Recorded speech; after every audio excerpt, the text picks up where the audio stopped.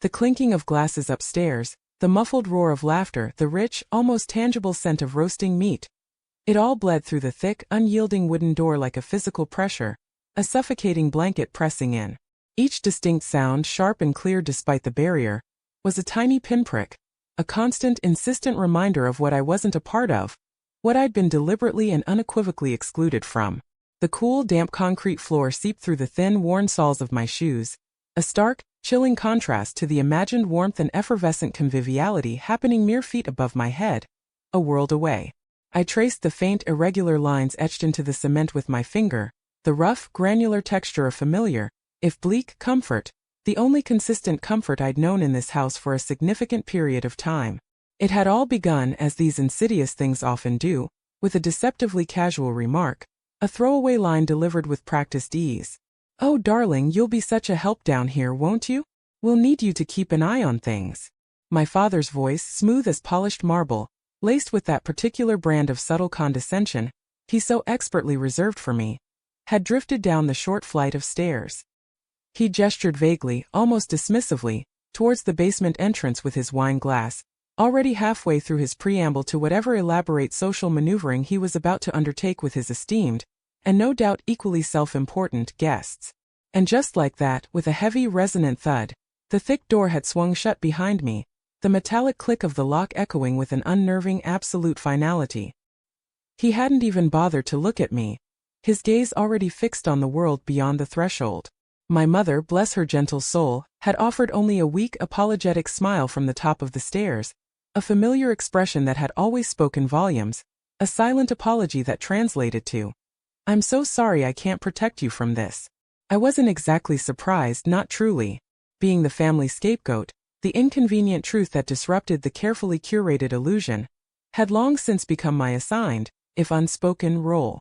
My father, a man who prided himself on his immaculate, almost theatrical public image, and I, with my quiet disposition and a history of inconvenient disagreements, was apparently too much of a potential liability, a discordant note, to be allowed to intrude upon the pristine tableau of his meticulously arranged social life. So here I was, the forgotten child, relegated to the dusty, dimly lit realm of forgotten things, relegated to the shadows. My only companions were a well-worn book, its pages softened by countless readings, a lukewarm bottle of water, its plastic cool against my skin, and the ever-present, low hum of the ancient furnace, a monotonous lullaby. Hours, it seemed, began to stretch and warp, each one ticking by with agonizing slowness. The sounds from above ebbed and flowed, rising periodically to crescendos of what I imagined was forced merriment, then subsiding into what I pictured as hushed, knowing conversations, secrets exchanged behind closed doors. I found myself wondering with a dull ache what they were saying. Were they even mentioning my absence? Or had my father, with his facile tongue, simply spun another plausible lie, painting me as someone too ill, too busy, too occupied with some invented pressing engagement to attend? The latter felt with a grim certainty far more likely. Then a different sound, distinct from the muffled revelry above. A soft, almost hesitant, shuffling tread on the wooden stairs. My heart gave a small, hopeful leap, a tiny flutter of anticipation in the stagnant air. Perhaps my mother had finally realized. Perhaps she'd found a way to sneak down, to bring me a plate of food, to offer a brief, clandestine moment of connection, a silent act of rebellion against his decree. But the footsteps were too light, too uncertain, too tentative for her usual confident stride. And the air, which had been growing increasingly stale and heavy, suddenly felt charged. A faint, almost imperceptible shimmer began to coalesce in the dim, dust-mote-filled light filtering from the small high basement window, a light that barely disturbed the gloom. My breath hitched in my throat. It was a scent I hadn't consciously registered in years, a faint lingering perfume of lavender and something else, something undeniably her. My mother. She stood at the foot of the stairs, not quite solid, a shimmering silhouette against the faint ethereal glow, yet undeniably present. Her form was diaphanous, translucent, as if made of moonlight and mist, and yet, her eyes held a startling clarity, a familiar warmth that sent a profound shiver down my spine, not of fear, but of deep, resonant recognition. She looked exactly as I remembered her in her final days, not gaunt or spectral, not like the ghosts of television screens, but serene, bathed in that gentle, knowing light she always seemed to carry, a light that emanated from within. I didn't scream. I didn't cry out in shock or terror. There was no fear that could find purchase in my soul in that moment, only a profound, aching recognition that transcended the physical realm. "Mom!" I whispered, the sound swallowed by the profound stillness that had descended, a stillness far more potent than any noise. She didn't speak, her lips remaining gently closed, but her gaze, so full of a love that felt infinite and a sorrow that mirrored my own, conveyed everything that needed to be conveyed.